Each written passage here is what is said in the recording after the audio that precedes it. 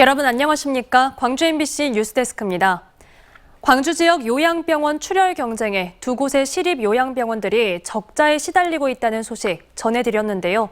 비슷한 서비스를 하는 민간 요양병원들이 많은 만큼 이 공공요양병원으로서의 입지를 확고히 하기 위해서는 공공요양병원만이 할 수 있는 돌봄과 치료를 차별화해야 한다는 의견이 나옵니다. 주현정 기자가 취재했습니다. 광주 두 곳의 시립요양병원은 늘어나고 있는 노인성 질환자의 치유와 재활을 담당합니다. 비급여 진료 비율이 낮아 경제적으로 부담이 덜한 데다 믿고 맡길 수 있는 공공병원이라는 점이 시민들이 시립요양병원을 찾는 이유입니다. 어찌됐든 사립병원보다는 그런 공공성에 약간의 좀 가까운 병원이니까 환자 가족들이 제일 또 부담스러운 게 그 치료비 무시할 수 없거든요. 하지만 민간 요양병원들이 우후죽순 생겨나면서 광주에 있는 두 개의 시립병원들이 적자에 허덕이고 있고 그러다 존폐 논란이 불거질 수도 있습니다. 만약 시립요양병원이 없어진다면 어떤 일이 벌어질까? 민간 요양병원들이 꺼리는 최중증 환자들과 형편이 넉넉하지 못한 보호자들은 갈 곳을 잃게 될지도 모릅니다. 현재 이제 민간 병상이 해결하기 힘들거나 꺼려하는 환자들을 해결해주는 그런 기능을 소화하는 공립요양병원이 필요할 것 같아서. 시립 1 요양병원의 노조 파업과 시립 2 요양병원의 수탁자 운영 포기 등의 현상은 지금부터라도 대비가 필요함을 역설하고 있습니다. 광주시도 시립병원의 기능 분화와 차별화가 필요하다고 보고 있습니다. 요양이 필요한 노인 환자 중에서도 중증 치매와 정신질환자 치료를 특화하는 일, 재활 후 지역사회 복귀로 차별화하는 역할 세분화가 필요하다는 겁니다. 치매 전담병원, 그다음에 중증 화상 환자 전담병원으로 좀 특성화를 하자. 그리고 광주시 전체에 있는 민간 요양병원에서 해결하지 못하는 환자들을 백업해주는 기능을 좀 하자. 치매와 노인 재활 등 기능형 요양병원으로 육성해 특색 있는 시립병원으로서의 재편이 새로운 대안으로 떠오르고 있습니다. MBC 뉴스 주현정입니다. 드라마 주몽과 도깨비의 촬영 장소로 알려진 나주 영상 테마파크 자리에 남도 의병 역사박물관이 들어서게 됐습니다. 그런데 굳이 테마파크를 철거해야 했느냐는 반대 여론과 또 의병박물관이 들어서야 하는 명분이 부족한 곳이라는 지적이 제기되고 있습니다. 김초롱 기자가 취재했습니다. 2007년 137억 원을 들여 조성한 나주 영상 테마파크입니다. 기와집과 저작거리, 성곽까지 옛 시대를 재현했습니다. 드라마와 영화 등 21개 작품의 촬영장으로 활용되고 지난해에만 3만여 명이 방문했지만 최근 결국 문을 닫았습니다. 관리하는 데 연평균 5억 원의 적자를 기록하는 데다 건물도 점차 노후화하는 데 뾰족한 활성화 방안이 나오지 않았다는 것이 그 이유입니다. 빠르면 다음 달부터 이 테마파크 시설물의 대부분이 철거됩니다. 나주시는 2025년 개관을 목표로 이곳에 남도일병 역사박물관을 지을 계획입니다. 전체 5만 제곱미터 부지에서 고구려궁을 제외한 4만 제곱미터 부지의 건물을 모두 없애고 그 자리에 박물관을 짓게 됩니다. 또 박물관 주변에 둘레길 등 숲을 만들어 모두 36만 3천 제곱미터의 대규모 관광지를 만들겠다는 계획입니다. 하지만 꼭 테마파크를 철거해야 하냐는 여론과 이 과정에서 충분한 시민 공론화가 없었다는 지적이 제기됐습니다. 박물관 설립에 470억 원이라는 적지 않은 예산이 투입되는 만큼 나주시의회도 사업 전반에 대해 질문했습니다. 실제 영상 테마파크를 철거하겠다는 전제로 전남도에 공모 사업이 됐다는 점, 그리고 이것이 사전에 이제 시민들과 공론화 과정이 좀 부족했다는 것, 이런 것이 현재 문제가 되고 있는 것 같고요. 이에 대해 나주시는 공모전 사업 유치를 위한 서명운동과 공모 후 주민설명회를 진행했다며 테마파크와의 공생 방안도 찾겠다고 답했습니다. 개장지 선정 이후 남도 의병역사박물관 건립 추진지원단 구성 등 설명회를 거쳤고 나주 영상 테마파크와 유소호스대 그리고 남도 의병역사박물관이 공생할 수 있는 활성화 방안을 수백억 원이 투입되는 사업인 만큼 왜 다른 곳이 아닌 테마파크 자리에 박물관을 만들어야만 하냐는 질문에 더 적극적인 설명과 대응이 필요하다는 지적이 나옵니다. MBC 뉴스 김초롱입니다.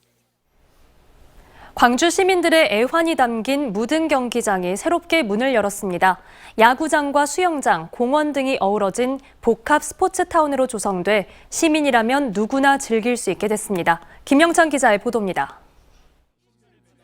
5년간의 리모델링을 거쳐 재탄생한 광주 무등야구장. 지난 1965년 개장 이후 수십 년 동안 노후화 문제로 철거 논의가 있었지만 시민들의 반대로 철거 대신 2018년 대대적인 정비 사업에 들어갔습니다. 이곳 무등 경기장은 아마추어와 사회인 야구단을 위한 경기장으로 새 단장을 마쳤습니다.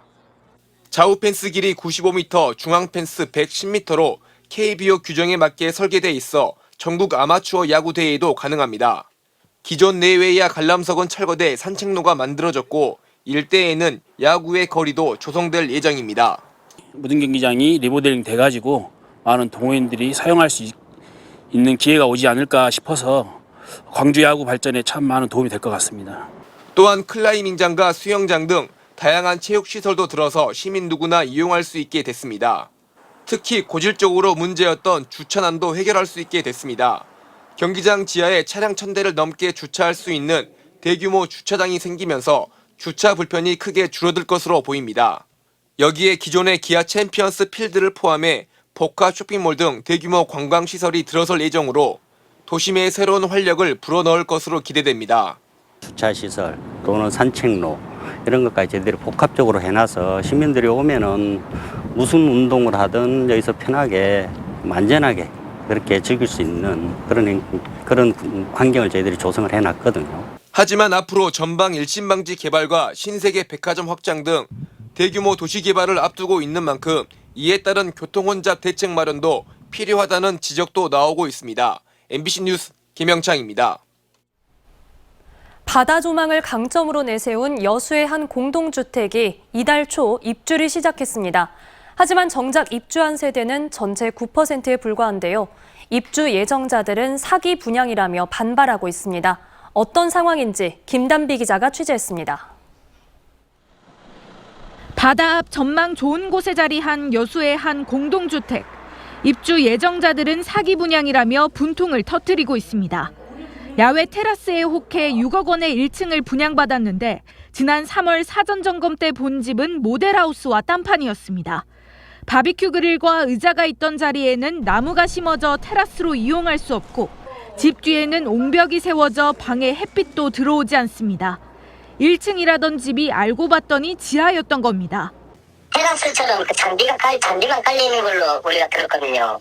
현재상은 거기가 테라스가 아니라 조경구역이에요. 이런 정황은 여수시의 주택건설 사업계획 승인고시에서도 확인할 수 있습니다. 맨 처음 사업 승인이 났던 지난 2021년 지하 1층, 지상 4층 규모였던 공동주택은 준공 허가가 나기 직전인 지난달 지하 2층에서 지상 4층으로 바뀝니다. 막판에 지하 2층으로 바뀐 거예요. 그러면 저희는 지하로 들어가고 4층 건물이 되는 거죠. 시에다가 물어보니까 시청에서는 오타였다 이거예요. 다른 층도 문제입니다. 이곳은 4층 전용 테라스입니다. 분양 당시 테라스로 이용 가능하다고 홍보했지만 구조상 지금은 드나들기조차 힘든 상황입니다. 4층 세대들은 테라스가 있다는 이유로 수천만 원을 더 주고 분양을 받았습니다. 테라스를 활용할 수 있게 여기 문을 나갈 수 있게 홍보를 해서 저희가 4, 5천 정도 높게 분양가를 주고 분양을 받았는데 이런 집에서 살게 될 거라고는 상상을 못했습니다. 사기 분양 의혹은 물론 70세대에서 누수가 발생하는 등 끊이지 않는 하자 민원에도 여수시는 지난 1일 준공 승인을 내줬습니다. 전기와 소방 등 각 분야별 절차에 따라 적법하게 처리했다고 밝혔습니다. 전체 162세대 중 14세대가 계약 해지 소송을 제기했고 시행사 측은 소송 중이라는 이유로 말을 아끼고 있습니다. MBC 뉴스 김담입니다. 완도의 자치단체와 교육청이 협력해서 만든 학교 수영장이 있는데요. 이 학교에 다니는 초등학생들에게도 요금을 받고 있어 반발을 사고 있습니다. 관련 조례와 업무 협약이 맺어지지 않았다는 이유에서인데요.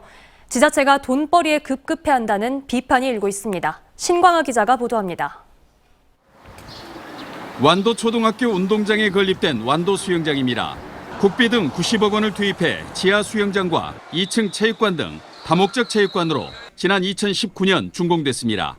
당시 학부모들은 생존 수영 등 학교 체육 수업을 무료로 이용할 수 있을 것이라 여기고 사업에 동의했습니다. 이후 4년이 지난 지금 수영장 입구에는 초등학생 1,500원이라는 요금표가 붙었고 수영 수업도 유료로 진행되고 있습니다. 수업료는 완도교육청이 사후 정산 방식으로 완도군에 지급하고 있습니다. 학부모들은 개방형 학교 시설로 건립된 수영장을 유료로 이용하는 것은 부당하다고 최근 잇따라 민원을 제기하고 있습니다. 학생들이 우선이 되고 주민과 함께 어우러져야 돼야 되는데 지금 학생은 빠져 있습니다. 수영장에. 그래서 학생들이 이용할 권리를 찾아야 된다고 봅니다. 완도군은 사업 당시 교육청과 업무 협약을 맺지 않았고 무료 이용과 관련한 상위법이 없어 조례를 만들지도 못한다는 입장입니다. 학생들한테는 굉장히 이제 좋은 건전한 생활체육 여가 활동을 제공할 수 있으나 이게 제3자에 의한 기부 행위가 가능한지. 문화체육부와 법제처에 직접 문의해봤습니다. 지금이라도 완도군과 교육청이 이용자와 목적 등을 협약한다면 조례 제정은 가능할 것이라는 입장입니다. 개방형 학교, 다목적 체육관 건립이라는 수건사업 해결에만 목맸던 행정기관과 교육청의 성급한 행정에 완도 어린이들의 수영장 유료 입장은 4년째 계속되고 있습니다. MBC 뉴스 신광하입니다.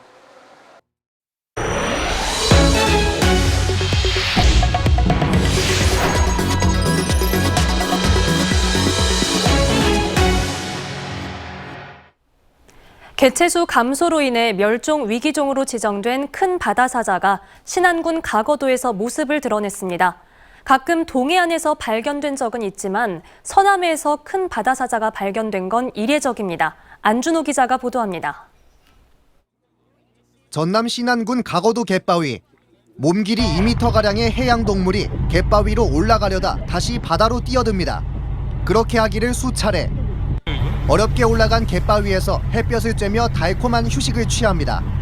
멸종위기 야생동물 2급이자 국제적 멸종위기종으로 분류된 큰 바다사자입니다. 큰 바다사자는 별다른 경계심 없이 사진을 찍는 사람들을 빤히 쳐다보기도 합니다. 신기하죠. 거지도 못한 것을 여기서 바로 눈앞에서 봤는데 다 지금 사진 찍고 동영상 찍고 가까이 접근을 못하고 최대한 근접해가지고 찍는데. 동해와 제주도 등지에서 큰 바다사자가 가끔 발견된 적은 있지만 서남해안에서 발견된 것은 매우 이례적입니다. 제주도에 나왔던 것도 벌써 2012년인가 그러니까 10년이 더 됐으니 그 이후로 서남해안 쪽으로 나왔다는 보고를 따로 본 게 없거든요. 가거도에 나타났던 큰 바다사자는 반나절 정도 머물다 다시 바다로 사라졌습니다. MBC 뉴스 안준호입니다. 잠시 후 밤 9시부터 방송되는 호남 MBC 3사의 시사 프로그램 시사 용광로에서는 민선 8기 전남도정 이대로 좋은가를 주제로 생방송 토론이 진행됩니다. 오늘 토론에서는 광주 군공항, 민간공항 이전과 무안공항 활성화 문제, 국립의대 유치 문제와 전라남도 조직 개편 논란 등을 주제로 광주와 목포, 여수 MBC 기자들과 이재태 전남도 의원, 김현영 광주전남 정치개혁연대 대표가 출연해 토론할 계획입니다. 오늘 토론은 호남 MBC 3사 TV를 통해 생방송될 뿐만 아니라 뉴스 유튜브를 통해서도 시청할 수 있습니다. 광주시와 시의회가 공공기관장 인사청문 대상을 기존 8곳에서 4곳 더 늘리기로 했습니다. 두 기관은 오늘 협약을 체결하고 전체 20개 시 산하 기관 중 12곳에 대해 인사청문을 개최하기로 합의했습니다. 앞서 광주시는 공공기관 경영 효율화를 위해 구조 혁신에 나선 바 있습니다. 무면허로 보복 운전을 한 20대 운전자가 실형을 선고받았습니다. 광주지법 형사 37단독 이혜림 부장판사는 지난해 11월 오전 무면허 상태에서 차를 몰다 상대 차량이 경적을 울렸다는 이유로 쫓아가 급제동 등 보복 운전을 한 혐의로 기소된 21살 최 모 씨에게 징역 4개월을 선고했습니다. 이 부장판사는 최 씨는 무면허 운전 혐의로 형 집행 종료가 된 지 한 달도 되지 않아 또다시 무면허 난폭 운전을 반복했다며 양형 이유를 설명했습니다. 표준어에 밀려 사라질 위기에 처해 있는 지역 언어 전라도 말을 살리기 위한 집담회가 열립니다. 광주문화방송과 광주전남기자협회가 주최하고 광주문화재단이 후원하는 전라도말 한꾼의 집담회가 내일 낮 2시부터 광주문화재단에서 열릴 예정입니다. 이 자리에서는 전남대 국문과 손희아 명예교수가 지역어, 국어 문화의 세포 실핏줄이라는 주제 발표를 하고 지역방송 기자와 작가, 지역신문 기자, 지정남 배우 등 언론인들이 토론자로 나서 지역 언어와 문화의 전승을 주제로 토론회를 열 계획입니다. 이 집담회는 광주 MBC 뉴스 유튜브를 통해 생중계될 예정입니다. 천하람 국민의힘 순천갑 당협위원장은 오늘 광주 MBC 라디오 시사인터뷰 오늘에 출연해 여야 대표 대선 주자라 할 수 있는 김기현, 이재명 대표 모두 수준 별거 없다며 평가절하했습니다. 천 위원장은 두 당대표의 국회 본회의 교섭단체 대표 연설을 두고 이 대표의 국회의원 불체포 특권 포기, 김 대표의 국회의원 정수 감축 제언 모두 실현 가능성 없는 국민 눈속임에 불과하다고 분석했습니다. 최근 출범한 더불어민주당 혁신기구에 대해서는 대표의 공천 권한 박탈 수준의 혁신이 아니라면 성공하지 못할 거라고 말했고 취임 100일 김기현 대표를 두고는 자리를 지킨 것만으로 나름의 역할을 했다고 평가했습니다. 9,500여 세대 단수를 불러왔던 나주시 상수도관 파손 사고가 오늘 오전 7시를 기해 완전 정상화됐습니다. 어제 저녁 6시부터 상수도관 누수 복구를 완료한 나주시는 단계별로 물 공급을 시작해 사고 21시간 만에 정상적으로 수돗물을 공급 중이라고 밝혔습니다. 한편 어제 오전 10시쯤 나주시 삼영지구 빗물 저장시설 설치 공사 현장에서 상수도관을 연결하는 부위에 틈이 벌어져 나주시 왕곡면과 영산동 등 9,500여 세대에 단수 조치가 내려진 바 있습니다. 윤병태 나주시장이 오늘 나주시의회 정례회에서 지난해 6월 대법원 판결 이후 폐기물 고형 연료 SRF 열병합 발전소 가동이 불가피하다며 시민 건강권을 지키는 방향으로 현안을 해결하고 있다고 밝혔습니다.